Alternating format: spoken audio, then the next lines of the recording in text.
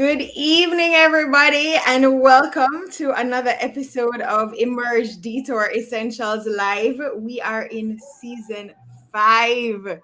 Um, it's been an exciting season so far. We are now at episode 5 in season 5. And just to give you a quick recap, we launched the season with our happiness coach, Rochelle Gaper.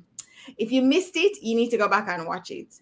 Our second episode, the trio was having a quick chat with everybody, catching up and talking about some important things. And then we went straight into emerging on the dating scene. So that series has been quite exciting. But before we do a recap of the series so far, we just wanted to find out who is here. Good evening, welcome. We want to know where you're joining us from, so please let us know if you're joining us for the first time. We are so happy to have you. You can go back and watch all the episodes from our previous 4 seasons and catch up on season 5, because if you missed the last 2 episodes in the series, it's a must-see, right? Listen, so Catherine had mentioned that, on our episode 2, we had a conversation with the Emerge Trio. But as you can see, we're a duo or a tool tonight. And that's because Rochelle is actually celebrating the birthday of our youngest emerger, Christian, her son, tonight. So she won't be joining us. She'll be watching, but not joining us on air tonight, because she doesn't want to miss all this excitement too. So don't be surprised if you see her popping up in the comments tonight. So we just wanted to let you know that Rush is here, but she's not here. But don't worry, Catherine and I are gonna hold it down, because we know this episode is gonna be super, super exciting, as you know what we're talking about tonight, right, Kat? Yes. So, for those of you that are joining us for the first time, I am Kathy Goodall. I am a member of the Emerge Trio, and I am a growth and leadership coach. And I'm just excited about tonight. Yeah, me, I'm so excited too. Hey, Alicia. So my name is Naomi Garrick. I'm also known as a PR chick, and I'm a personal branding coach and the founder of Garrick Communications, a boutique PR agency. And tonight I'm a member of the Emerge Duo. And I'm just very excited. I mean, the last 2 weeks have been really interesting. We've been getting so much really great feedback on the show, in our DMs, in our emails.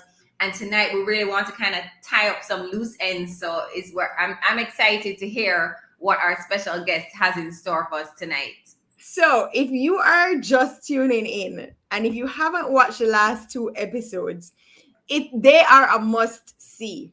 So we've been talking about the topic of dating. Specifically, we've been talking about dating in Jamaica, because we find that the dating scene in Jamaica is quite unique. So if you missed the last 2 episodes, we started with the woman's perspective. And it was quite interesting because the ladies that were on the show were a part of an experiment that they created. And then last week, we decided that we were going to bring the man them on. And of course, that was an extremely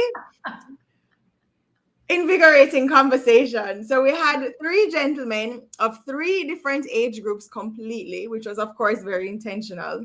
And 3 different mindsets. Completely different perspectives, right? So we also learned that dating can be either intentional or just for the purpose of meeting new people, networking. And so I think from the last 2 weeks, the one thing that everybody agreed on, because trust me, there was lots of back and forth about different topics. And a lot of things that we didn't agree on. Right. So the thing that everybody did agree on was that communication is necessary. Yeah, Alicia says completely different indeed. Hi, boss mom. I cannot. Can you believe that she missed last week? She missed it, but she watched it. Of course, she watched it. She's like, how did I miss it? And I told her, I said, we missed you. We were waiting for you to come back with the comments. I got a lot of messages from people who just forgot, right? Completely. They missed it, but they were surely watching it the next day. Yeah. So the takeaways were that we needed to be intentional and we needed to communicate, be good communicators so that everybody's on the same page. So tonight, we are going to wrap up this very exciting series with our certified professional coach and creator of Single to Snatched. Over to you, Nay. So, guys, for those just joining, you will realize that we are a duo tonight instead of a trio. It's Christian's birthday. He's 2. So, of course, Mommy Rochelle is doing her mommy duties tonight. So, she's watching and she's here with us in spirit. But Catherine and I are going to take over the show tonight with our special guest. So, I'm going to do Kaysha's intro. So, Kaysha is a certified professional coach through the Institute of Professional Excellence in Coaching, who helps professionals step into their more in life and love. And you know, love is what we're all about tonight. After struggling in love for 11 years, she knows what it looks like to have all the external indicators of success, but to come home feeling tired and empty and just wishing there was something special, something or someone special to come home to. In her role as a coach, she helps 35 plus women who are succeeding in most areas of life but struggling in love to connect the dots so they can step into love easily, effortlessly, and quickly. One of her personal and professional mantras is, "What you seek is seeking you," and that's by Rumi. And she uses this as a reminder to her clients that at the exact moment they are making their way to love, love is also making its way to them. Her primary values are family, freedom, love, and bliss.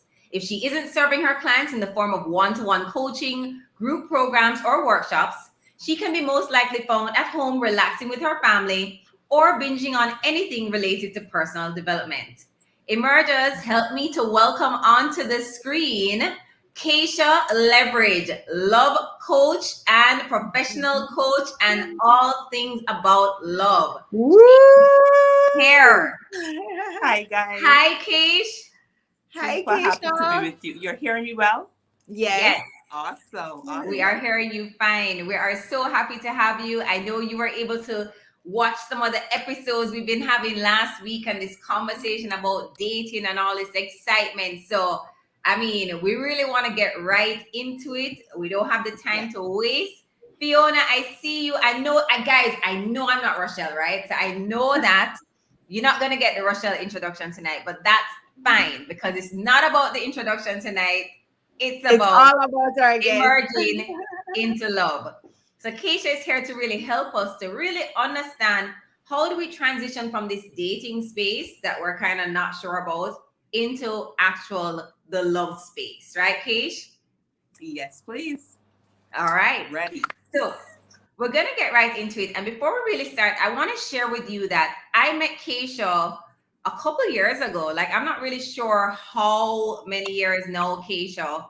I know exactly, no, it's 5 years because that's what I was doing my retreat. Yes. Remember, it's in Soulful Oasis. Mm-hmm. Wow. So I've actually seen Kaysha's transition, right? But she has always had this mantra or this thing about being an unapologetic woman. And so she always wanted to create these safe spaces for women who wanted to just explore more of themselves, learn more about themselves, and do it unapologetically. And so I participated in a few of her activities. Like, she had this sensual dance series where we learned how to do all kind of movements, head top, all kind of things. Yes. That was a lot of fun. It was like about 6 weeks, right, Kaysha? Yes. Yeah, I forgot about that night. How could you forget about that? How? We had to wear heels and everything. That was a lot of fun. And then, yeah, Kaysha's been doing this stuff for a while, guys. And then I've also participated as in her coaching series, in her beta program about really, I don't remember what it was called, but for me, it was really about unlocking some of the things that prevent us from really getting the love that we want and deserve. And that was something that literally changed my whole life, my whole perspective on not just love for another person and finding the ideal partner, but even just love for myself. So it was a lot of introspection. So I really love that. I've invited Kaysha to speak to my group of female friends about kind of like really stepping out in love and just really looking at those things that matter. And most recently, Kaysha has launched like several programs that have helped so many people. And if you follow her on Instagram, you will see that there are tons of testimonials from individuals that have had the Kaysha experience. Yes, Fiona, we did head top dance hall style dancing in that class, right? So, Yes. Kaysha, what I think people want to know is you started out as an attorney at law, right? Yes, I and did. now you are a certified professional love coach. Tell us a little bit about that journey. And guys, we're going to get to the meat of the matter, but we have to understand Kaysha's journey and this transition to this space so that when we hear her talking and telling us the good things, we understand where it's coming from, that she put in the work. So Kaysha, tell us about that journey. Absolutely, Naomi. So this year would mark 15 years at the bar if I continue to practice. But I stopped practicing after 11 years. When I say to persons I had a profession before this, they're like, seriously? But yes, I was a practicing attorney for 11 years, but I always knew that law was just a vehicle. I always knew that it was a vehicle to get me where I wanted to go. But when I started, I didn't know where I wanted to go. But I needed the fastest moving vehicle by way of financial, what was going to give me the best money. And I was like, okay. I tried. I went to makeup school after law school. I went to Canada to do a makeup artistry course. I did real estate. I was like, okay, no, out to do 3 of these, I'm going to jump on law, but I'm also going to jump off law when it has served its purpose. And around the 7th or so year, or the 8th year, I just started to just become just over it. You know, I mean, it was good money, but I was tired. I was drained. I was unfulfilled. And I really believe that I ought to live life passionately and purposefully. I'm not going to go down just living a half-baked life. Like, it's not going to happen. Not on my watch, not for any amount of money. I'm not going to go half-baked. So I was like, no, Kate, this isn't lighting you on fire. I used to come home at lunchtime. I think this was really when I knew I had to do something different. I would come home every lunchtime and watch Steve Harvey, light candles, and like some incense. And I was like, Kate, this is the middle of a work day. You legit cannot stop work to like sing kumbaya, to put on candles, and to blur incense. Like this is a problem. Like, this is a problem. So after I had gotten to that stage, I was like, no, Kate, you gotta get out. And I started to really plan my way out. A lot of persons seem to think that one day just got up and I just jumped off the bandwagon and said I'm finished. But it really was very deliberate planning. I'm very clear about what my next step was. I always love creating intimate experiences for women. And I'm like, this is it. And my turning point was when I went to Iyanla Vanzant retreat in Maryland. And I was like, the Caribbean needs this. The Caribbean needs a space where women can come, where they can become unmasked, unveiled, they can tell the truth, and they can feel safe. So I think that's it in a nutshell. So that's what causes me to create Naomi. I absolutely forgot that you came to Super Sensual 6. I mean, I've created several things. Super Sensual. What was it called? Super Sensual what? Super Sensual 6, Naomi. We went on head top. We did lap dancing. We did all kinds of something. It was everything, you know. But it always is with the desire that women connect to their truth, that they connect to core, that they peel back layers, that they show up and take up space, and that they live life the way that they want. So here I am. Like, this is it. That's a piece of my story, just a piece of it. Well, that's an interesting piece of it, Kaysha. But what I would also love you to share is, especially since we're talking about this love space, right? It's like, is this even a real thing? And I know that some of the things that you have created, the products and the offerings, are based off of your own personal experiences to this day in that space. So I would love if you could just share some of that with us as we get now more into, is there an opportunity for us to actually really connect with the person and find this happiness and this bliss and this love and companionship and friendship and all the things in one? No, man, for sure. Okay, so I'll give you a piece of my story. Like, sure. I mean, because my story is kind of long, but I'll condense it.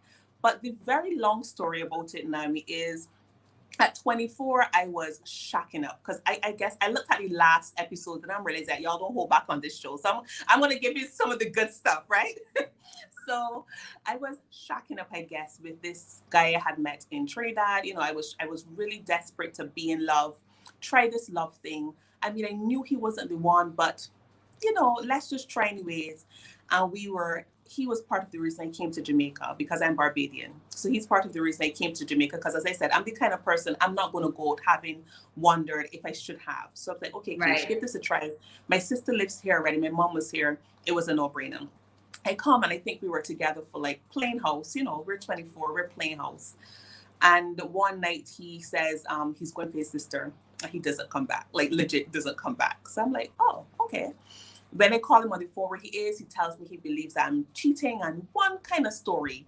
But so that started my love journey. So it started harsh. I'm like, okay. And after that, obviously, as you would have imagined, I carried bags, I carried scars, I carried fears, I carried uncertainties. I mean, who lives with some person and the person says that they're going, like, I'm not making this up. There's no missing piece. I know you look confused, Naomi, but there's nothing to add. I see the confusion on your face, but that's it.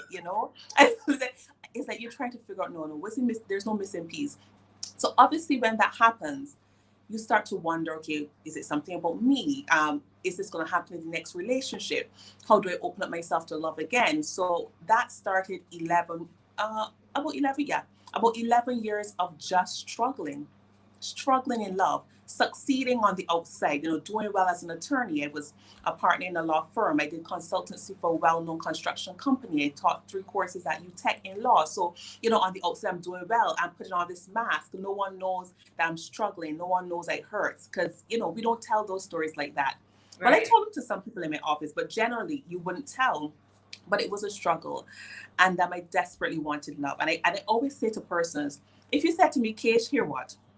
Run up to Blue Mountain, spin around 3 times, look to the left for the mango tree, spin around and look for some fairy dust, and there is the answer, Naomi and Kathy. I would have been there. So suffice this, like, no, I'm not even kidding. It's like, I would, when, how, what time? Let me get this judge done. And what it made me realize is that I was really seeking a formula because as professionals, we aren't accustomed to not getting things done. That's not our thing. Right. We set a goal. We are uniquely trained for it. We go get it. So to be succeeding in all other areas, to be hitting those milestones and those goals, but yet to have to confront the fact that I'm literally don't have a clue. I'm like, somebody send me the formula. So that sent me to create my own formula. So this is a formula created through 11 years of my personal struggle, as well as 5 years of professional coaching, because I went into professional coaching. Yeah. And I mean, there are always different ways to get places, but I feel so strongly about it. It's like you follow these steps. It's like love has to find its way to you. It's like, oh, you're doing the work? Oh, let me come and land at your doorstep.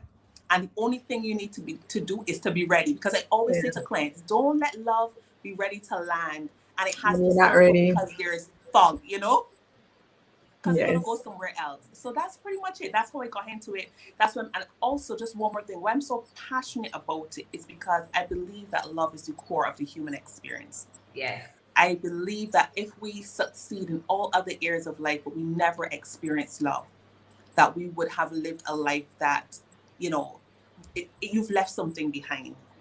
And if I could help 1 woman, 2 women, 3 women really figure out what's going on in their space and how to step into love, it's like, game on, I'm ready. So that's how I'm in this space, and that's why I am so purposeful and so passionate about it, because let's get it. Like, love is there. Don't listen to these stories that there are no good men. Don't sit down and find 20 girlfriends or to no have good the same woman. Conversation. Huh? Or no good woman. woman. You have men on the show tonight yes. too. So Yes. Or no good. I can't see the comments. I wish I could see the comments. But the point is, there are partners out there, and we just really have to step up to play and figure out how to attract them to us as we are being attracted to them. awesome. So I have 2 questions. So first question is, we're using this word love, right? And I would really love for you to define it for us, because I think a lot of people get into relationships and they use the word love, but I don't think they really understand what love is. We go through periods of infatuation. For some of us, it could even be obsession, but you call it love. So how do you define love? That's a good question, Kathy. That's a very good question. I think love, first of all, the first thing that came to my mind when you asked the question is that love is expansive. It's not restrictive. That's the first most important component of love for me. So when you're in a relationship and you have to shrink and you have to wonder, you have to continue to be uncertain, that's something, but it's not necessarily love. Love is imperfect. And I say that because so many times I hear persons have these expectations around love and what they want from someone else, and they are nowhere close to that themselves. So love is imperfect, is an understanding that two imperfect people will come together and try to create a perfect union. And that perfect union will have gaps, you will have challenges. But there is this desire between the two of y'all, a feeling, an understanding, a respect, a connectivity that you really just work together to make it happen. Every day you try to grow in love. So I don't know if I've answered the question, but what is love? I mean, there are elements of love, I would say. These Right. things that you can look up. So in terms of, oh, I see some person, he's the hottest person or she's the hottest person for the guys, and we go to and we have a good time, or we have the best sex or whatever. That's something, but it may be love, but it may not be. Love is a deeper, more soulful, more intimate connection. Yeah. That when you're in it, you just kind of know it. It feels safe as well. So those are some of the main elements I would say that I define love by. I'd be interested to hear what the persons who are watching, what they believe love to be. I mean, Well, we ask them to have throw like that in the Mert has comments. a I'll be comment so here. curious. Ah, yes. Myrtle is, yeah, I believe that, Myrtle. Love is the core of the human experience. Trust me, that's the thing that guides me. Yes. Michelle says, is there a 10-point document? What you said? Michelle says, is there a 10-point document that can be shared? We're here. Hashtag asking for We're spilling the myself. beans. Yes. Yes. Yes, guys, trust me, we'll sort you out when this is over. So, but I just want to re-emphasize that point that you made about love being expansive, because I think a lot of us find ourselves in situations and we call it love, but we don't realize that it's such a restrictive space that we are in. You're always concerned about saying the wrong thing, or how is that person going to respond, or does that person feel the same way, and you go through all of these circles of arguing about foolishness, and I think you put it perfectly. Love is expansive, and it gives you freedom. Ooh, Sancha has a great comment there. Kathy, if you can bring that Ah, on yes, screen. okay. She says also a difference between love and being in Being love. in Let's love. talk about that, Keish. That's interesting. I mean, that's interesting. A difference in love and being in love. What I think about that comment? Yeah. Hmm. Being in a difference in love and being in love. I've never thought of it. I think being in love is when you have, it's the same experience I just thought about. I can't quite say there's a distinction between love. Love is a concept. Being in love is embracing that concept. That's what I would say. To me, love is a concept, and being in love is embracing all elements of it. I mean, one of the things that struck me when she said that, and I know I have a married girlfriend and she says it all the time, you could be in love with someone and not like them. So that just struck me when, she says it all the time. Sometimes persons are in love with other persons, but they don't like them. You know what I mean? They love the persons, but at core, there's some of the things about them that they don't particularly like. I find that to be a very interesting concept, especially coming from a married person. But it's something that, when you're married, it's not every single day that you see eye to eye. It's not every single day that and that's an important thing for our viewers to recognize as well, because as I was alluding to before, there's this idea that it's always going to be la-di-da, it's always going to be awesome. And that is simply not the case. And when you set up yourself with that expectation, you may have the best partner come passing you by. And the minute that you have a challenge, the minute that your communication requires a little bit of work, you will be like, he's not the person for me, or she's not the person for me. It's Not too hard. understanding that this is natural. People are in love sometimes and they don't like each other sometimes, So that's what came to my mind to share that just now. Matthew is back, and Matthew says love is simply a feeling that can come and go. Better to be respected as a man. And then Vincent, another gentleman that is on, says love is patient, love is kind, love is understanding, and it is hard work. So I would challenge Matthew and say that love is not a feeling, it's actually an action. That too. I I think it's a bit of both, actually. Who are you looking at? Fiona's comment? Yes. Oh, I don't. So, okay. So for the last 2 weeks, we've been talking about dating, right? Yes. We've had, I'm sure you've gotten a chance to watch the first two episodes, and you can see that the views are varied. So I want to ask you, what is your view on dating? What is dating to you? I saw some really interesting views when I caught up on the first one. I think dating for me is really going out with some person with the specific intention of exploring them and seeing if it can materialize into something greater. I saw the whole idea of intentional dating versus just going out for dates. But for me, when I affix the word date on something, there's an element of intention in that specific interaction. So you are going out to, and interestingly, I have two real important things I share with persons when it comes to dating, and it's about showing up with curiosity and showing up vulnerably and showing up Mm. in a detached way. So that's very important when I share around with clients around dating. You don't go into a date requiring the person to be your husband or your wife, which is a problem that some people have when they go dating. I mean, I certainly had that challenge. I couldn't date. So when I was watching your episodes, the second one, I was like, I wasn't a dater. It's like I couldn't conceive that I would go with someone today and I would go into somewhere tomorrow, seeing with somebody else. What? What? Like, so I definitely couldn't conceptualize it, although I do believe it's an extremely healthy thing to do. And as I step back, I realize I do think we should date. I do think we should explore more than one person and see which person is the most aligned person. What it does is it helps you to recognize who is and is not for you. It helps persons who you are dating to bring their A game, because it's like it's not only you. You understand? It's not only you. So if you want me, step up to the plate and show me the best of you, and I'm going to show you the best of me as well.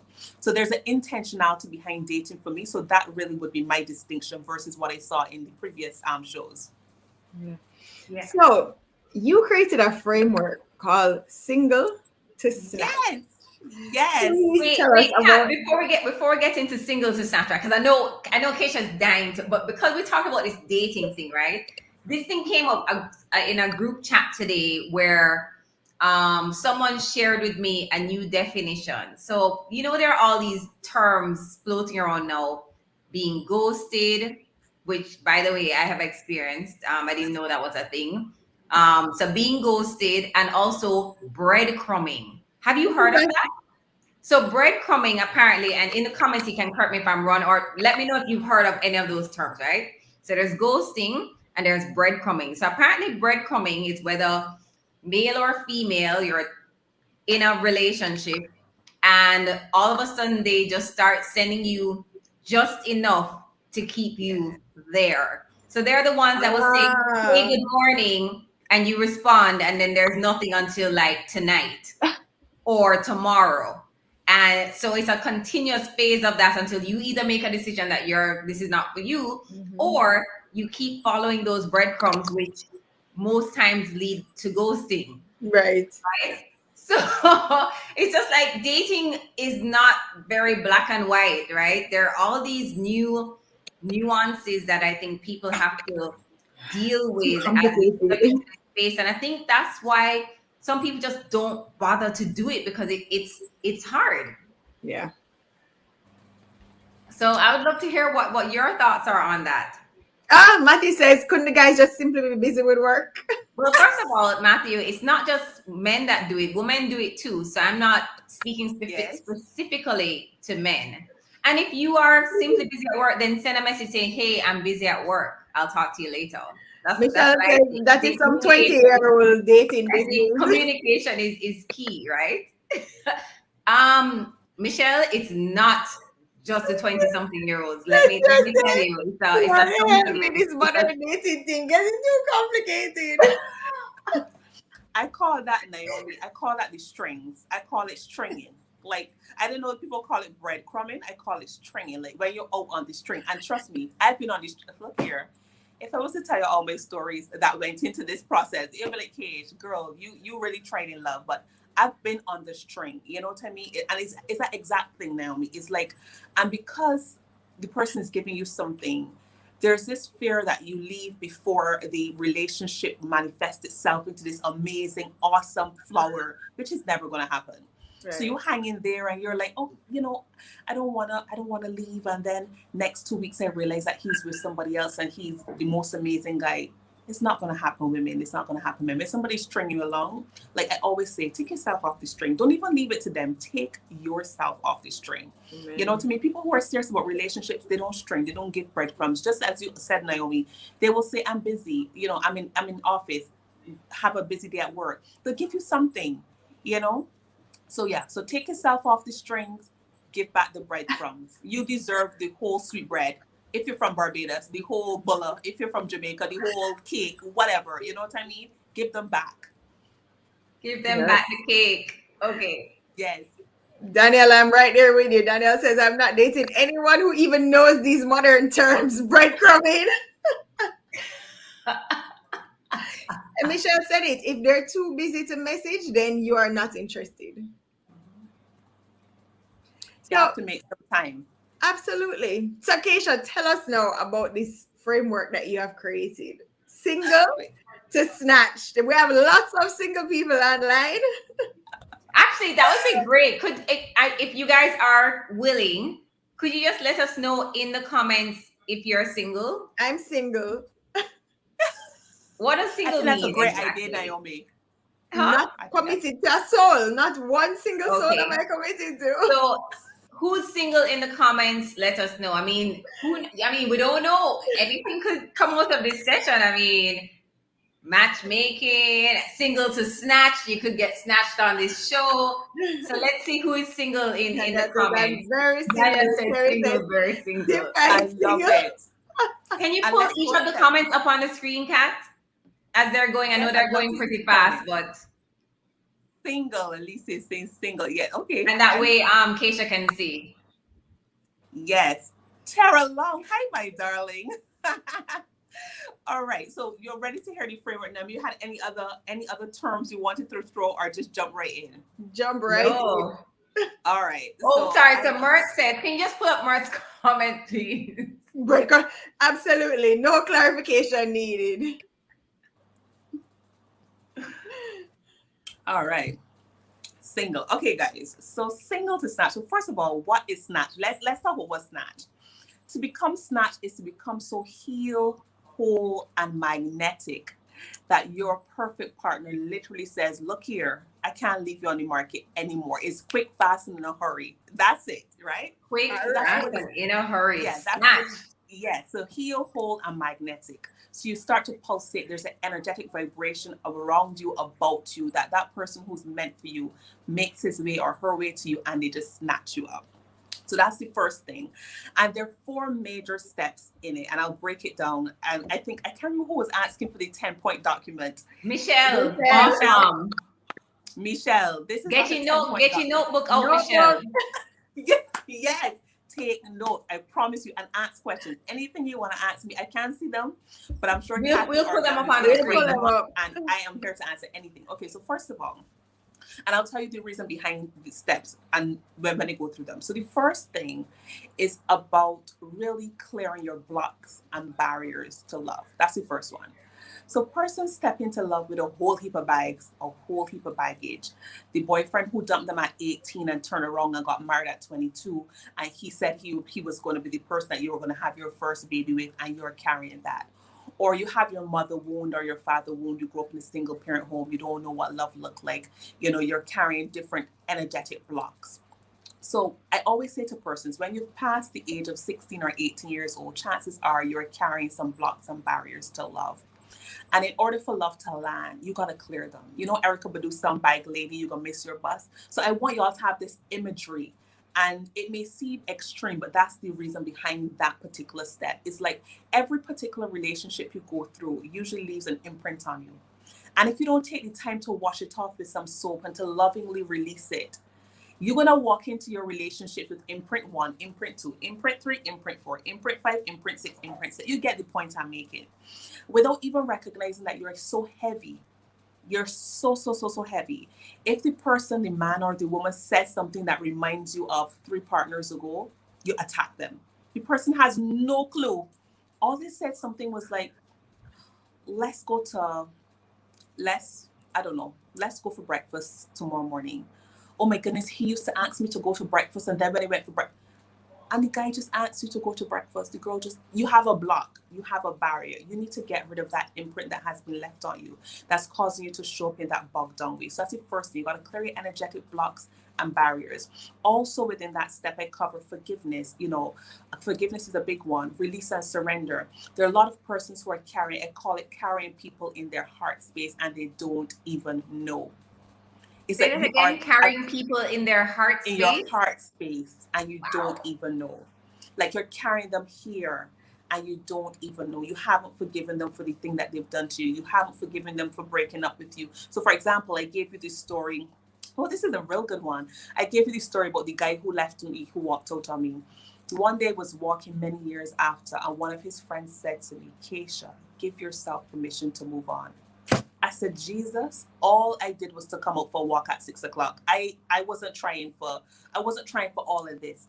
But when he said it to me, I don't believe in arbitrary things happening. I really had to examine, am I still holding energy for that experience? Am I still It was afraid? triggering. Yes. You know, am I still afraid that if I open up my heart to someone else, that they're going to tell me they're going down the road and then leave? Because when that happens, what we do is we put up a block and a barrier. We put up a wall. We don't show up fully for love. We don't show up vulnerably. So we have to clear that. That's step number one. Then step number two is what I call, you have to create a clear and compelling vision of love. You have to know what love looks like for you. And I always add this as well. You have to know what love feels like for you. You have to vibe with the feeling of how you are going to be waking up in the morning, in the evening, in the nighttime when love is in your space. And why that is important is it helps you to flex your intuitive muscle. And I'm going to break that down for you. When you know what love feels like, the opposite of that is you know what it does not feel like. Ooh. Now, that may seem simple, but trust me when I tell you, that's a pearl. Somebody write that down. Like, somebody write that down. Because when you know what it feels like, you know what it doesn't feel like. So sometimes we get caught up in the looks. Oh my God, he's so attractive. Oh my God, she's so sexy. Oh my God, I can carry her anywhere and she can show up. But you don't feel good. I heard someone talking about love. I'm not sure, I didn't catch the name because I didn't see the comment. For a man, love is about being respected. Suppose you had the best looking woman and she went to a party and she disrespected you in your own terms. Love doesn't feel that way to you. So if you're in tune with both of those things, you can quickly make a decision instead of breadcrumbing, being breadcrumbed, whatever that is, or staying on the string. It's like, you know, straight up, I've sat in this feeling enough. I'm clear enough about what it looks like. This isn't it. I can leave now in year one as opposed to leaving now in year 7 or 8. Again, if you're talking to somebody, let me know, because that's the thing we do. We don't recognize that 5 years pass quickly or 6 years while we out there trying for the same thing, which was a problem in the beginning, to become okay. You get me? Yeah. So it's like when you know, you can let yourself off the hook quickly. So that's the second one. So, Kate, before you go to the third one, right? So, just to recap, it's clear the energetic blocks and barriers. That's the first one. And then create a clear and compelling vision of love. Yes. And you're what saying it that looks like and what it feels like. Yeah, when you know what love feels like, you know what love isn't. Right? Does not feel like. Yeah. And so just to tie this back in with the dating that we, the whole dating experience, I think that dating could also be a good way for you to kind of get that clarity that you're speaking about. If you date with intention to see what it is that you really like, I think people can have the opportunity to learn more about themselves as well in that dating process by understanding the things that you love, the things that you really don't love, and how you show up in the different spaces. So I think it could be, or even if not dating, but just looking back at past experiences, as you said, and starting to create that list of, this is what I definitely don't want moving into the next relationship. And this is what I would like more of moving into a relationship. Yeah. And I think that Simon made a good point last week when he talked about dating helps him to know himself better and to understand more of what he wants. Yeah. No, it's important. Vincent has question: would Say counseling help to clear the baggage. this baggage or get that clarity? Absolutely. Therapy is recommended. Therapy and coaching are two different modalities. I'm a coach, I don't do therapy. Therapy, deals a lot with going into past, helping resolving that. Where coaching, we do a bit of that, but our intention is always to move you forward as quickly as possible. So I always advocate therapy for persons who feel as though that is the more aligned modality. I recently had someone who asked me about my program and they asked about the distinction because I'm clear, if therapy is the thing that you feel most aligned with right now, then do that. I'm not trying to sell you a program that's not the most aligned for you at that time because it doesn't work out well. So absolutely, Vincent, therapy does help with that. And I always encourage persons, take this step, go, do what you have to do, clear up your stuff, you know? Thanks, Keish. All right, so step Yeah. 3. Number 3. Step number 3. All right. So step number 3 is really about owning your voice, standing in your truth. So owning your voice and standing in your truth. So this is a bit tailored to ladies, but I'm also going to share how men can use it. So basics, I'll talk to the ladies first, and then we can tweak it for men. So basically, this whole idea about owning your voice and standing in your truth. One of the things that happened to me and I've seen with many clients is that we are professional women. We could go in a boardroom, we could go in a courtroom, we could go in any room and we could own it. When it comes to love now, we don't have no voice. We can't communicate. We can't articulate what's important to us in a feminine way. I always talk about feminine magnetism because that's one of my secret sauce stuff. It's not, I talk a lot about masculine and feminine energy. And one of the things that I really encourage my clients to do is to know when to dispel masculine energy and to show up in pure feminine magnetism. So that's what I talk about, clearing your voice. It's not about, this is what I want this, and you kind of getting on in a bombastic way. That's very aggressive and usually counterproductive to the love you're seeking. But you need to know how to articulate what you want clearly. You need to know how to stand in your truth. When you stand in your truth, you reduce the chances that you're going to be breadcrumb. I love breadcrumb. I'm on breadcrumb like whole night. I'm on breadcrumb. You know what I mean?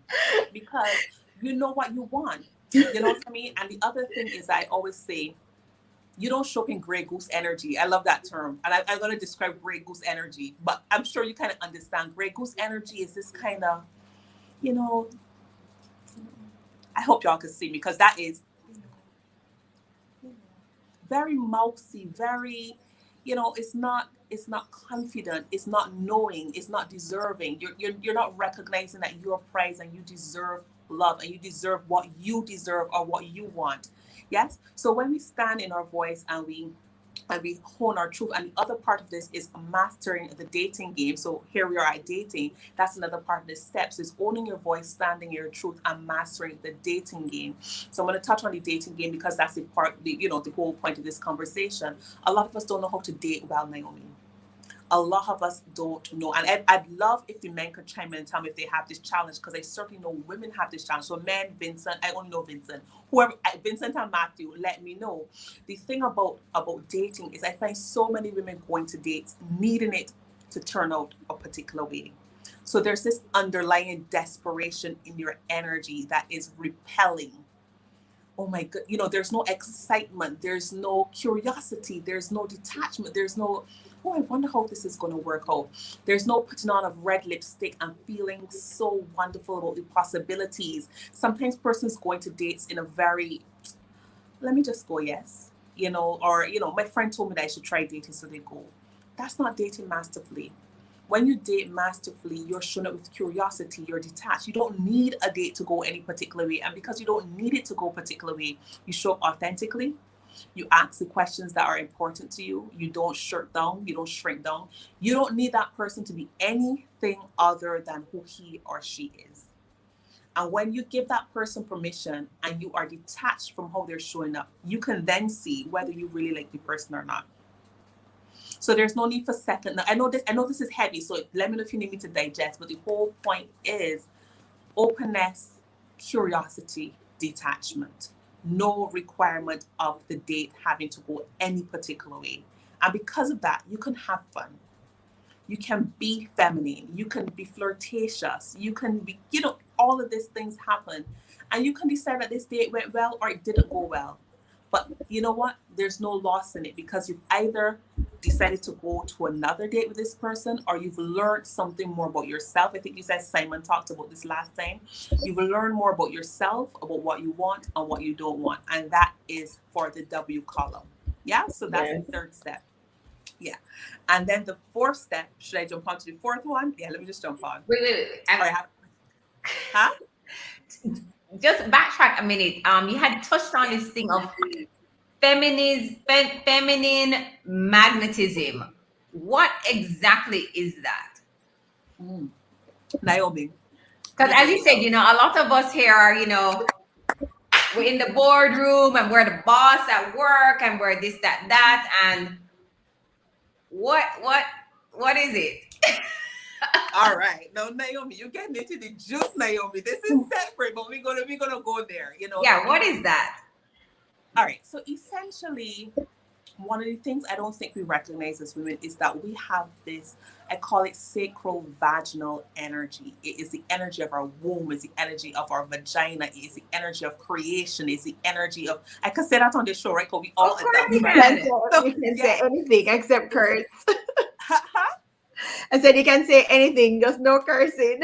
No cursing. But it's the energy of sensuality. And when we tap into it as women, we are so absolutely magnetizing.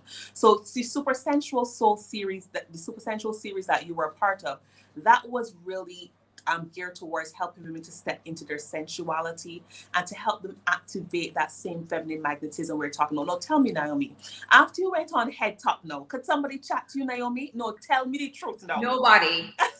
You understand? So when is the next class? We can have virtual class, Kaysha. Like you I be did have a feeling like virtual you class, don't you even know, know Kathy. what I can do, sir. Yeah.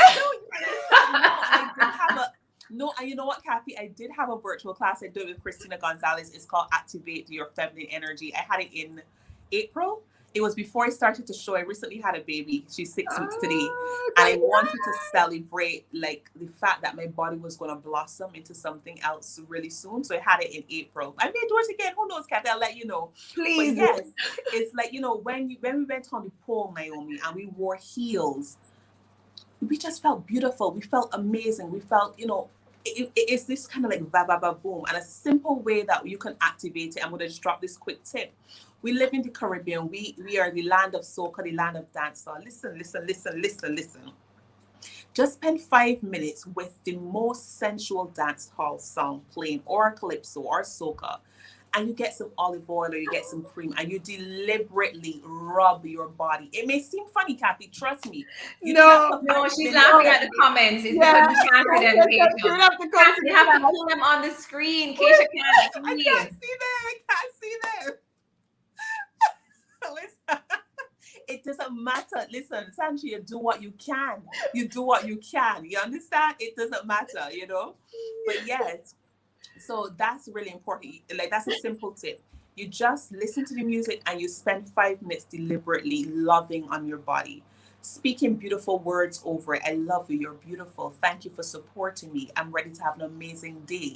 That kind of stuff, that helps to activate your feminine magnetism. And when it's all the way up, Naomi, and you step up with some red lipstick, it's like only persons who are nobody can talk to you. No.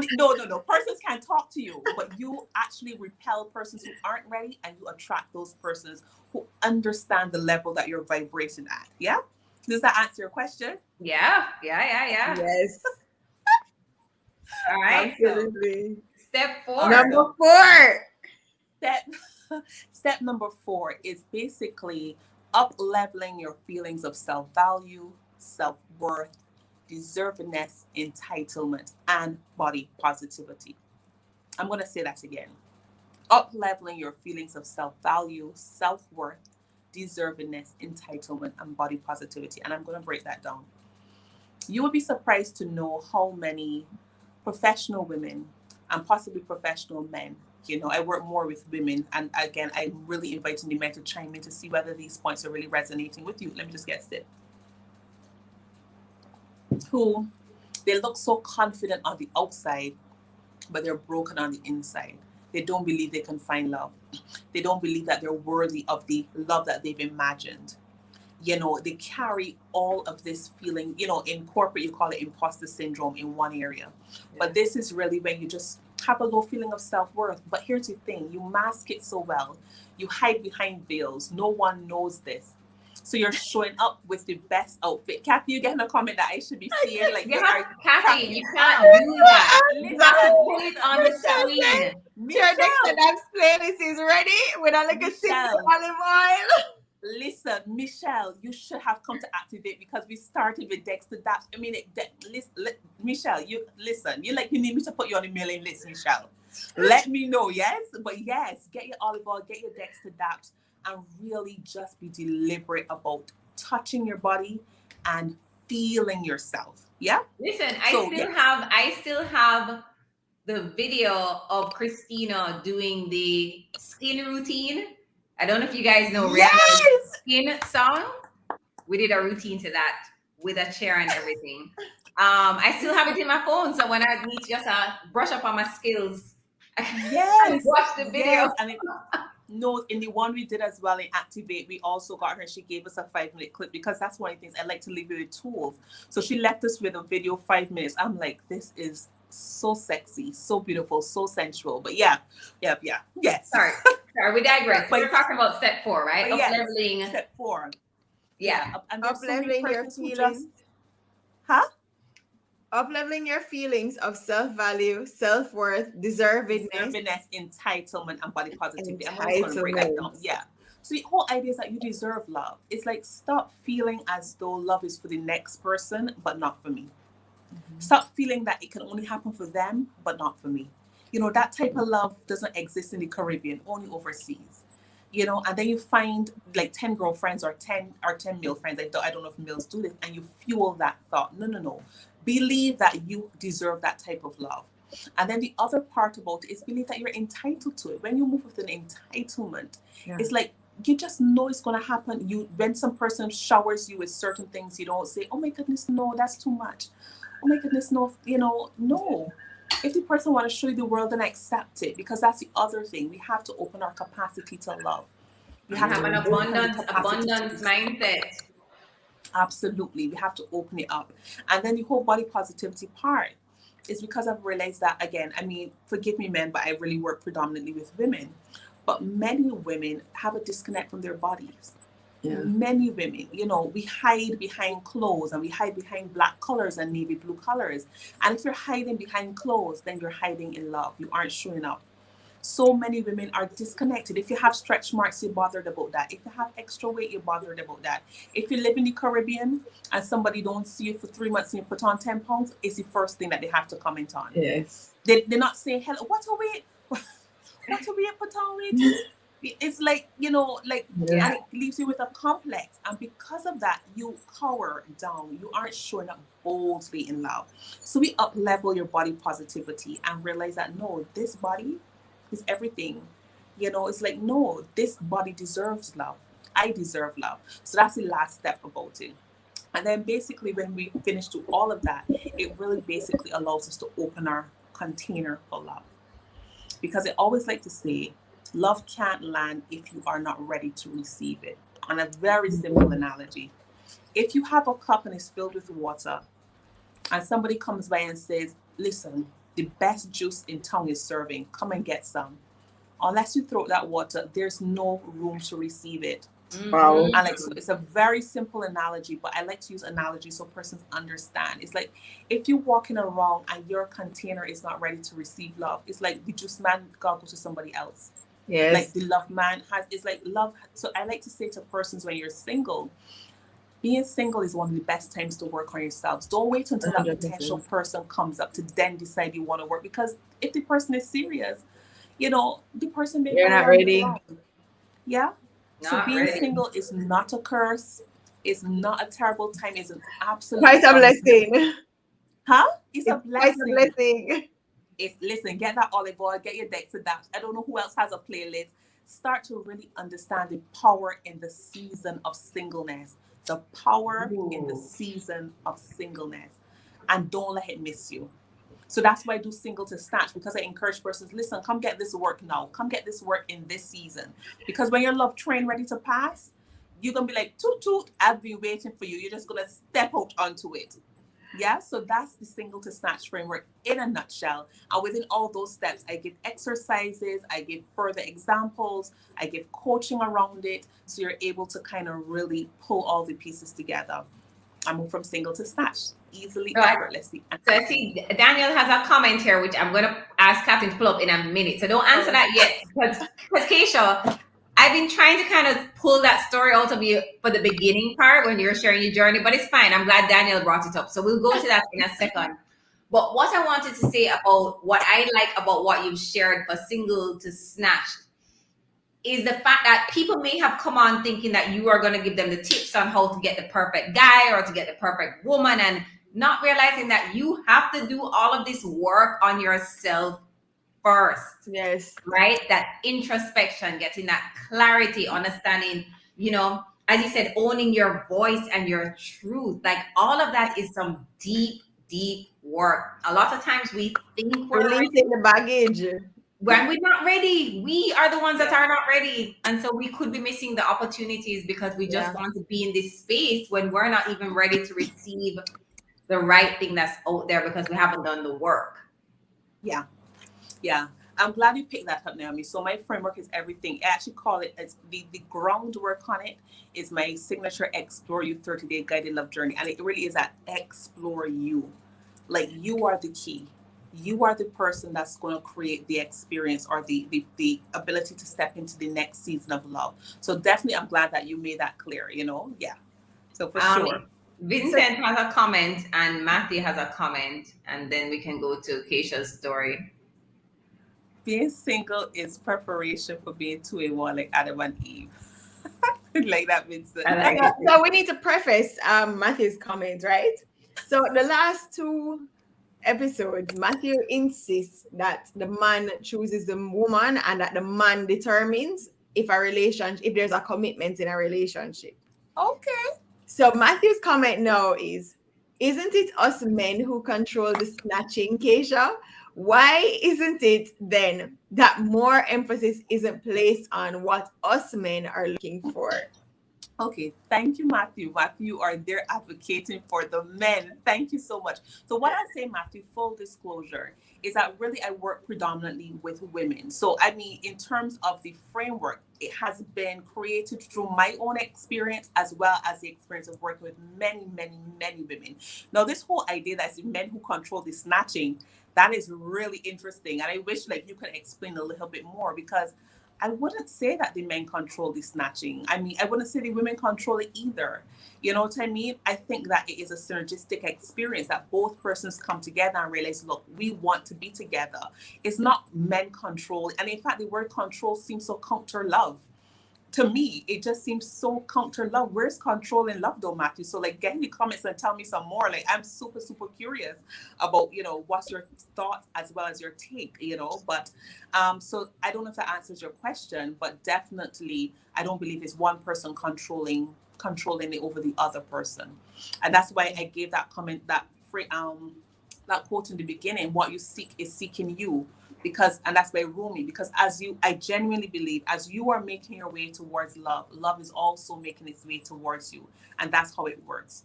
So that's really my framework. I mean, I'm open to your thoughts, your disagreements, your agreements. Definitely, Matthew, drop them in the comments. Let me hear.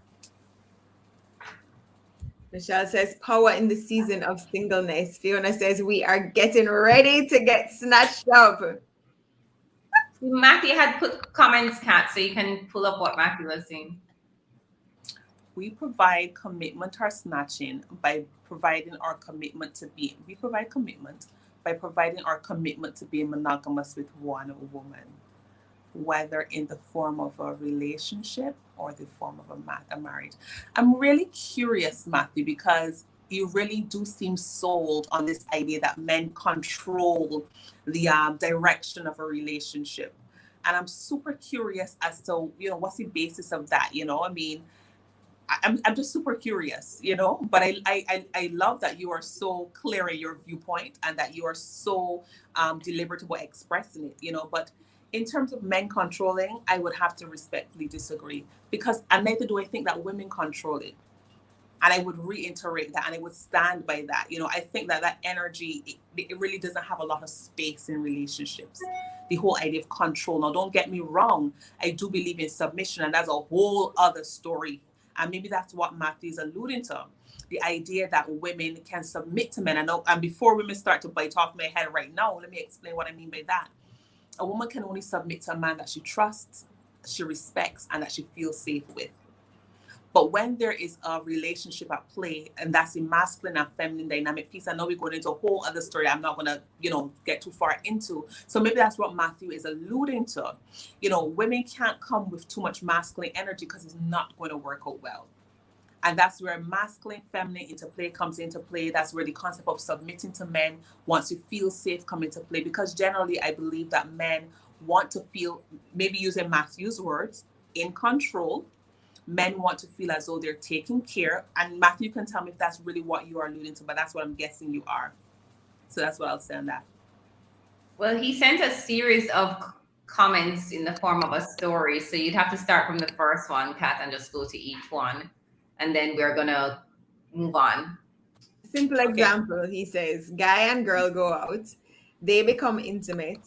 The girl eventually asks the question, what are we? The man's answer to that question proves it all. So the man determines whether or not they are in a relationship, if they're committed to each other or not. But men ask women that question too, though. I think Matthew already has this idea that I feel as though there's no swaying him from that, because as Naomi said, men do ask that question, Absolutely. Wanting to find out. Yeah. So I think at the end of the day, as you said, it goes back to, and it's not just the us being ready for the men. The men need to be ready for us too. Absolutely. Right? Kaysha, I got that expression from you, ready man, many years ago. Yes, and, yes. But you have to be a ready woman to attract a ready man, and the same for the ready man needs to, So I think it's there has to be work done on both sides for you both to be ready to receive and accept the love that you both deserve. That's correct. Absolutely. So, Kaysha, what are some of the red flags that we need to look out for, both either a man or a woman in a relationship, and we know this is not it, this one is not for us? The first one that comes to mind is shadiness. I call it shadiness. You ask a question, there's never a direct answer. There's always, the person just feels suspect. Another red flag is that you don't feel safe with the person. Another red flag is watching how other persons interact with people and feeling like, oh no, that's them. So one of the things that I always pay attention to, I did it with my husband. How does he interact with his mom? How did he interact with the man on the street? The guy who wiped the windows? The person who can feel most aggravating? What is the level of respect or disrespect he meets with that person? Because a lot of times we fall into this thing thinking, oh no, that's just them. That's how he treats them, or that's how she treats them. No, persons show their true colors in many different instances. When you go to a restaurant, how do they speak to the waiter?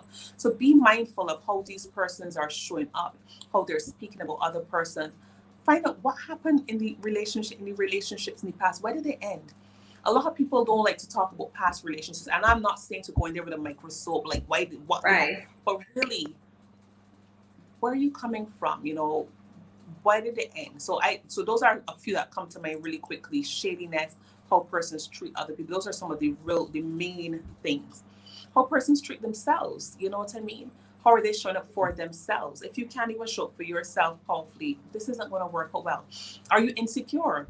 If you walk down the street, and this is for both men and women, as and with all that's happening in the media, is something that women need to really pay attention to. If you go down the road and an old friend from school say, hey Kathy, hey Naomi, I see you for a long time, and they possibly come and give you a very cordial hug, or and the man all of a sudden, who's that and stuff? Hello? No. Don't start to think as though this is cute. Oh, he really loves me. Oh, he really cares about. No, that's scary. So if a person wants to exert too much possession, the same thing for men. This is for men as well. Is she cray? You know, does she walk behind you and want to look at your phone? You know, it's like, does she want to know who's that calling? You know, do you have to carry your phone in the bathroom with you because you feel as though if you leave it there, she no. Yeah. Is she gonna turn Sherlock Holmes and start to follow? And these are real stories. I had a friend of mine. She was Mm-hmm. as mad.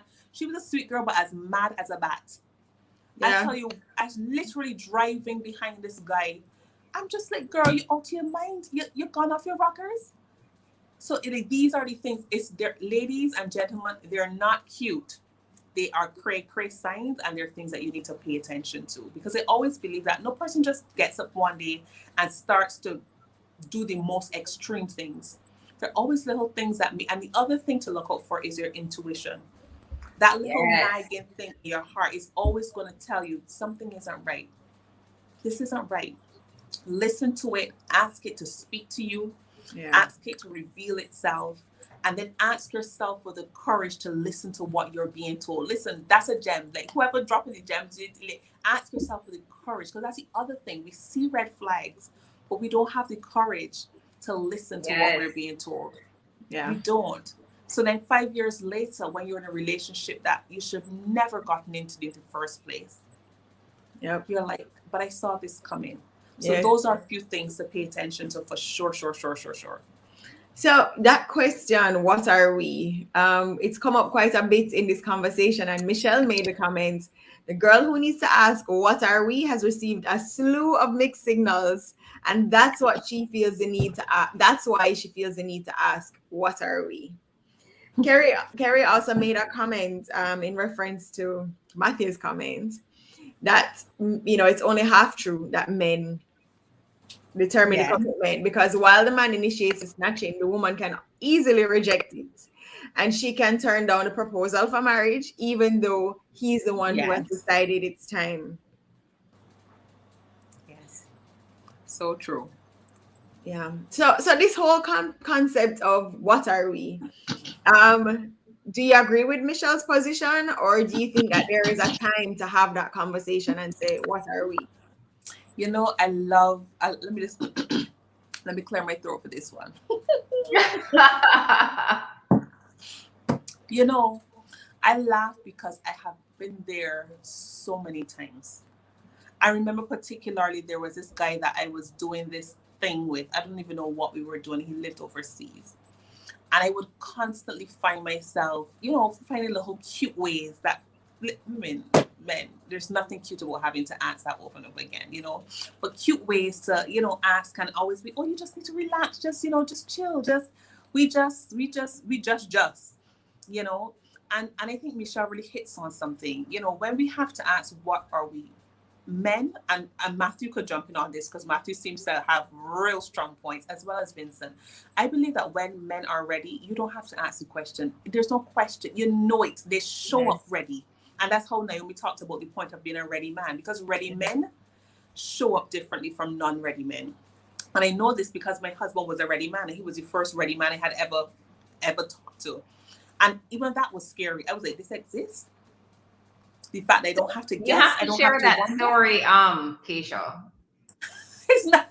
Which story now? Which story that The y'all want to race draw me out on? story. There's no. You know there's a race story. How did Seriously, you go what? from not ready to ready? When ready was How did there I waiting go? for you, for you to be ready.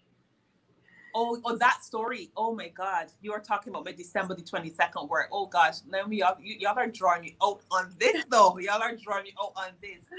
Um, you know, and that brings me to another point which you raised, Naomi, and I actually feel myself getting like almost goosebumps and emotional because I don't know who I'm speaking to, but you can have a ready man or a ready woman right there waiting for you. And Yeah. because you are so accustomed to nonsense, I promise to do a live. Maybe I'll jump on and do the live on my IG afterwards. Be careful what you become accustomed to. Because you get Woo! so I should do the live. Let me know if I should do That's the a live. Just drop a word. vote. Like, should I jump on and do the live after? I don't I know. Yes. think you should. But also just what you said, be what? Be Be careful Careful what you careful become what you accustomed to. become accustomed to. accustomed to. Because I was so not accustomed to that. That I was so fearful of it. I was like, I was so accustomed to the what are we question that when he showed up in such a powerful way that I didn't have to ask how he felt, it was really intimidating for me. So I had to do some serious work. And I did what I call my December 22nd work. All of my pivotal moments in love, I have like labels for them. And on that day, I really, really had to ask myself the question, Kaysha, what do you want? What have you become accustomed to that is so out of alignment with the thing that you genuinely desire? At that point, before I was talking to him, I was talking to this guy, and I'm going to be super vulnerable because I just always am. I believe that when we tell our stories, we allow another woman to do the same. So I'm going to really peel back some layers here. And that guy was with, even as I say, I'm feeling emotional. I felt so cheap, so unworthy, so dispensable, so disposable. He had a great job, and he thought that the fact that he could put me in a good house meant something to me. I was like, what is that supposed to mean to me when I can't see you? You know what I mean? What is that supposed to mean when work is 23 and a half, 7, And so coming into Ray, I had to understand what readiness looked like. That you didn't have to question, you didn't have to beg, you didn't have to coerce, you didn't have to constantly ask you, what are we question? Because you really don't. Because as Michelle has suggested, when you got asked that question enough times, it's like you already have an answer. And the thing about it is, you have an answer. But you are so desperate for the person to tell you to tell you something different to what you already know, which is that we are nothing. That's what we are. We're chilling. We are Netflix and chilling. We are having fun. That's what we're doing. You know what I mean? But you don't want to tell yourself the truth. So that's my take. If you have to answer that question, chances are, I'm not going to talk in absolutes, because maybe there are instances where that question really is valid, and persons need to ask you to make certain decisions. But I think generally speaking, when you have to rely on that question, you already have your answer. Yeah. Yeah, as Michelle said in the comments, if he's ready, no woman has to ask, what are we? Yeah. Agreed. I tell Michelle dropping some gems up in that comment box. She's like, honest. Listen up, Michelle, send her email already for you, Kaysha, to add her to the mailing list. And then Sanchez says, sometimes you don't realize you're ready until they meet the one. Sometimes you don't realize you're ready until, yes. A person could help expand you, could help you grow, help you to move into the next season and the next level. Yeah. See that. Georgia said she has been patiently waiting for the race story. No, y'all blow up this race story. I don't even know what is the race story, but very long story. Clearly a hot and juicy one. What is the race story? Let's see. Long story. Daniel said the gas station, if you need clues. The gas station? Yes. Danielle, I never read the gas station. I don't know the gas station part. I just know. I don't tell anyone what she said. Danielle, I don't. I'll tell pieces of the story, and it's an important point that I'm making. It. I met Ray on the corner of Emmanuel's. Is it Emmanuel's? Emmanuel Prep? Emmanuel Prep School? Yes, my literally on the corner of a sidewalk.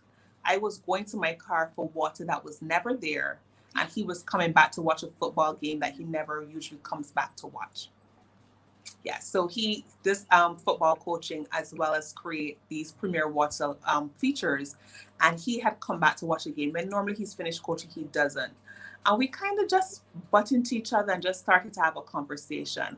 Again, curious, I took his number because his phone was dead, and he's like, "Hey, I don't think you were going to call." But something about him intrigued. Oh, I know what the truth is. It's not something about him intrigued me. Oh, this is maybe what Danielle talking about. I'd seen him before, and I was like, oh, sexy. I'd seen him before. He kind of caught me. I was like, oh, okay. So when we butt up and we had this conversation, of course I called. And, it was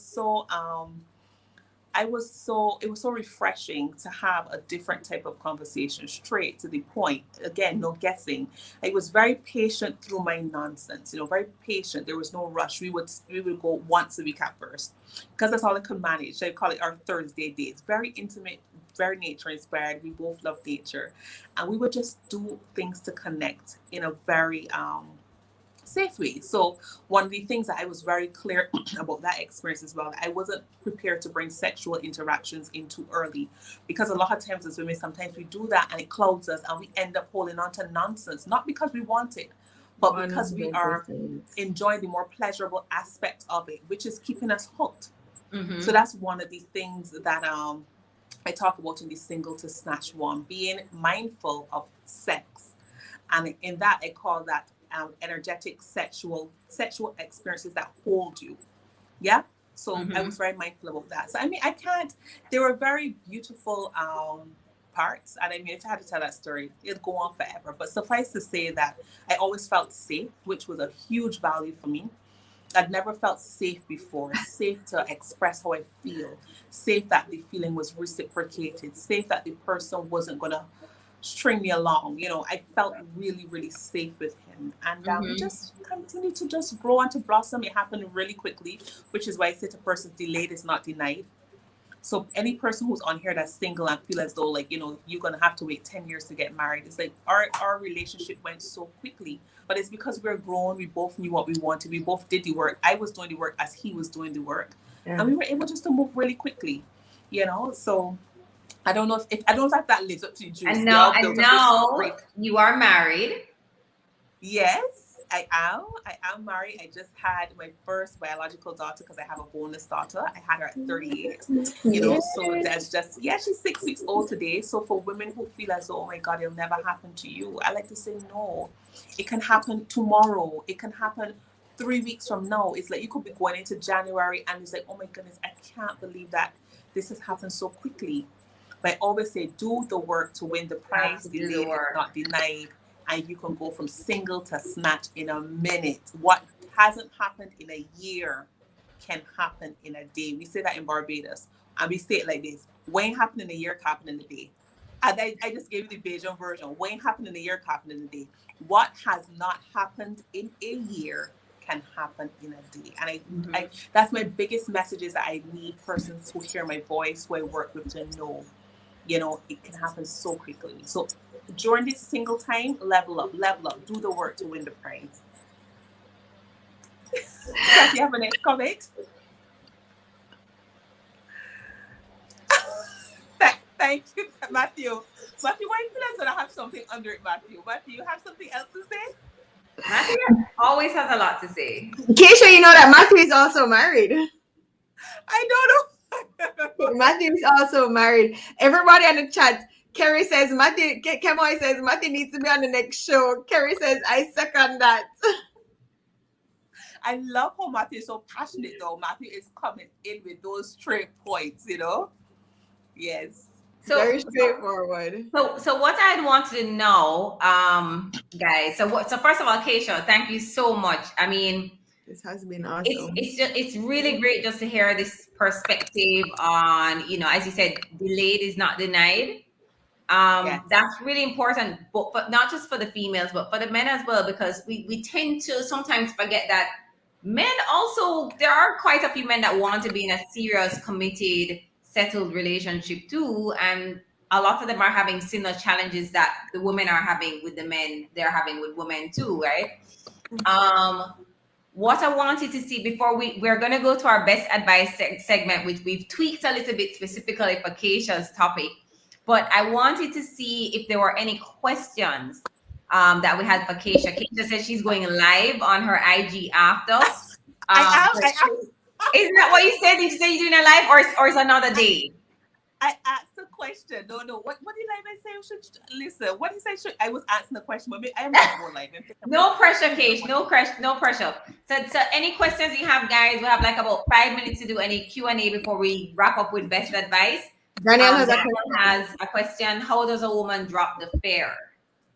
Oh, Danielle. Oh, all right. So I'm going to lean into what comes up. So the woman drops the fear by becoming more trusting of self.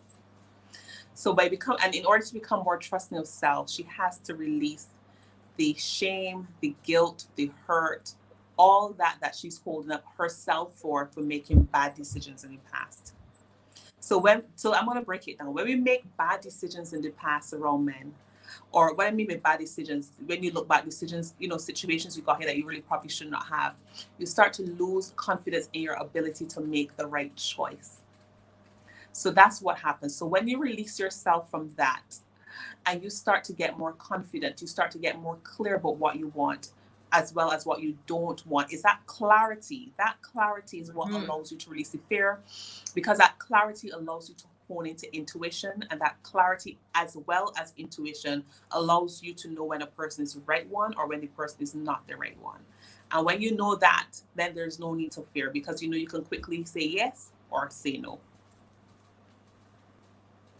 Okay. So Vincent has a question which isn't necessarily related to this conversation. This is coming back from last week's discussion, but Kaysha, I'll bring it up just to see what your thoughts are on this. I'm not sure if you would have seen that segment where quite a few times with the men's commentary, they were talking about body count, which for them meant how many people, whether the woman slept with or the man slept with. And so his question is, the other men said body count did not matter. I disagree. Could you put it up? Put it up for me. Sure, so that Kaysha can read it. I disagree. Yeah. Could you say why? I'm not sure if she would answer that question for the men that said it, though. Maybe you need to share with us why you think why it matters. Vincent. I'd like to jump in on that, though, Naomi. Yeah, I love that question. Could you keep it up there for me, Kathy, so I can just keep it up for me? Now, first of all, and some persons may come at me with this, but I personally think that is a very invasive question to ask some person. So for me, my requirement is, don't come with no HIV, don't come with any STD or anything that's harmful. And I mean, when it can be a conversation to prod and to require a person to dig up how many men or how many women they had sex with in the past, to what end? Like, to what end? And that's really the question. I personally find it's a question. And for me, it borders a little red flaggish to me, because I'm like, that's a little invasive. And I mean, persons may say when you're getting into relationships, there should be no boundaries, there should be no barriers, and it also depends on when that question is asked as well, and the context within which is asked.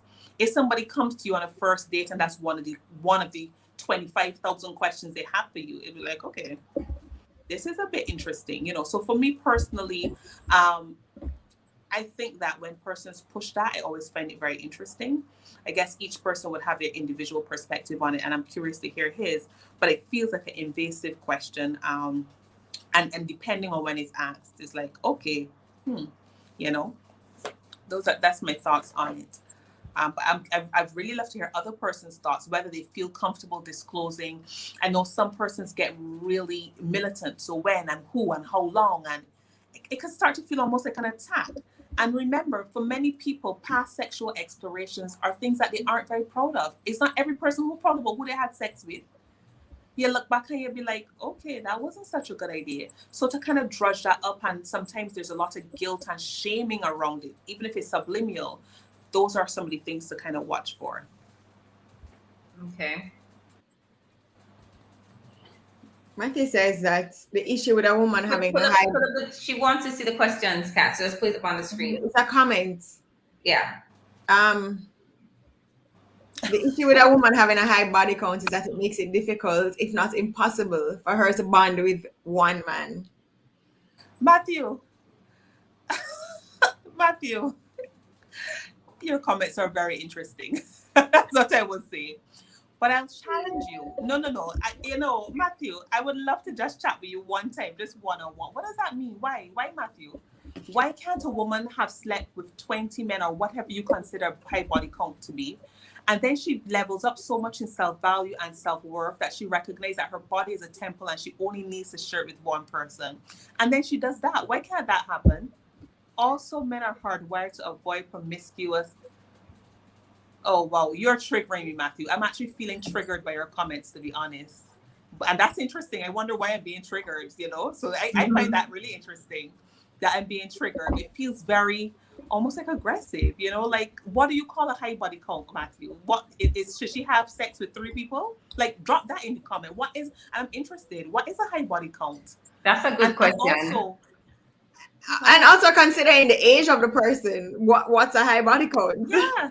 And also, can a person change? Can a person not realize that really, I wasn't treating myself in a way that was worthy and change? Like, isn't that possible? I'm so curious, but yeah. Matthew says it's simply the truth. And I would love to know Okay. whose truth that is. Okay. All right. His truth. So Yes. I definitely think we need to go into our best advice segment. We're almost an hour and a half in. Yes, I didn't even realize what time it was. So, guys, if you're joining us for the first time, we actually usually have a best advice segment where we ask our guests to share their best advice or best advice received on a particular topic. We haven't done that for the last two episodes because those were specifically about dating and it was a panel discussion. So we're bringing it back this week, and we've changed up some of the questions. Normally we ask about best advice about love, relationships, money, stuff like that. But because we're talking about love, we're going to start first with best advice about love. Oh, these That questions you are would directed to give. me? Yeah. That I would give or that Or I you would have receive? received either. The best advice that I would give about love is to explore you, know what you want, know what you can bring to a relationship before you enter the dating game. So explore you. Yeah. Okay. And best advice you would give about dating. Oh, best advice about dating: show up in an open way, be totally curious and non-detached. Don't go in requiring a date to be any particular thing. When you do that, you're doing. So openness, curiosity, and detachment. Openness, curiosity, and detachment. Best advice you Yes. give to someone who is single and looking for love. What you seek is seeking you. And once you have got to know that what you seek is seeking you. The exact moment that you're seeking love right now, someone and your most aligned partner is also seeking love. So you just need to do the work to win the prize. Ooh, do the work. Sign up for Single to Snatched, guys. Best advice you give to someone that's in a relationship. Oh, hmm. Continue to grow together.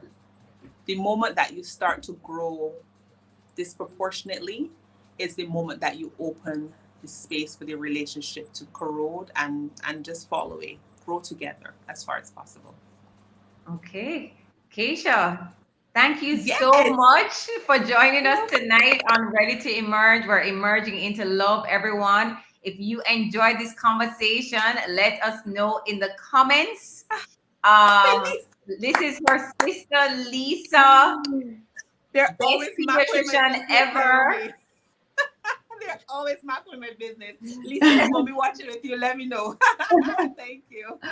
Also, Kaysha, let us know where can our audience find you. How did they sign up for Single to Snatched? When is it open? Yes. Let's share with us the Oh, details. let me share the details. Okay, yeah. So at Kaysha Franklin Coaching, I'm now showing up most on IG. So you could always send me a DM. If you send me a DM, I respond pretty quickly within reason. And yeah, so I can have a conversation with you. In my bio, you will see my digital products already. If you require, coaching, a coaching element to it, I'm actually having a very special October offering. I'm having it, Naomi, in celebration of the reason that we first met. So I started this work 5 years ago with Soulful Oasis Retreat. Yes. And I know this because it's a celebration of my birthday, which is September 30th tomorrow. And tomorrow, Yay! Happy early birthday, Kaysha. thank you, thank you, thank you. So on October the 1st, I'm actually facilitating a very intimate experience for a few women. There are only, like, I think 3 more spots left because I'm keeping it very, very intimate. And in it, I go through my signature program, which is a 30-day guided love journey, but it's also powered up with 4 group sessions. So 4 weeks on Thursdays, I get and I talk about really, really critical things that women need to understand. So this one is a program for women in order to really level up in love super quick and super fast. Pain pathology patterns, understanding subconscious agreements, understanding the dynamics between masculine and feminine energy. It's power packed. So just send me a DM. There are only 3 spots available. It's actually discounted because it's a birthday promotion I have. Next month it actually goes up to its original price. Next month starts the November cohort. There are like a few more spots. I think 3. I think at last. Guys, I So have three of my friends have signed up for this session. Okay? Yes. I'm telling you. It's virtual, Yes. Kaysha? Kaysha is the real Pardon? deal. Is it virtual? Yes, it's virtual. So you Yeah, go because through I have the a friend that's individual in component. London that signed up for it too. Yeah. No, man, it's honestly, I did it, and I don't want to kind of toot my own horn, but it really is something special. It's the kind of work, the peeling back of layers that you really get into. I tell you, this is it, single to snatch. Let's go. Let's go. Yes. I see that the conversation continues in the chat. So I know we're wrapping up, but Boss Mom Michelle asked specifically for Matthew, does body count matter for men? And his response, it doesn't, but then again, we should disclose it to you. We shouldn't disclose it to you, ladies. That's what I just read. Why deprive you of the benefit of wondering about it? Okay. So, guys, this was a really, really awesome episode, and such a great way for us to wrap up our 2-part series. Well, now a 3-part series in not just dating, but emerging into dating and then emerging into love. So, guys, you know where to find Kaysha. We're so happy she was able to join us tonight. If you have additional questions for her, as you said, she's pretty open and honest and accessible within reason. So hit her up in the DMs. If you don't see her respond tonight, she'll definitely respond tomorrow.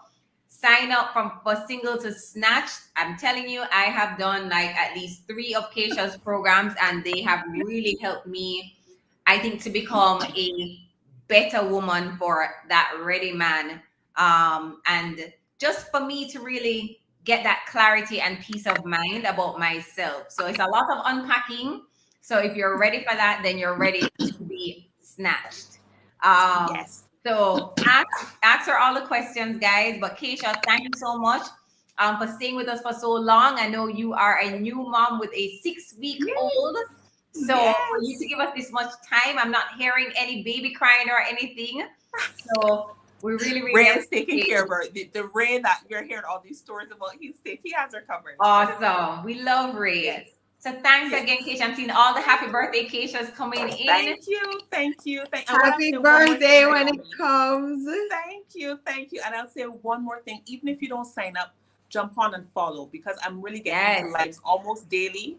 And I really share a lot of vulnerable stories with the hope that when I tell my story, that it allows another woman to do the same. So jump on, join me live, and we're going to have the conversation continuing.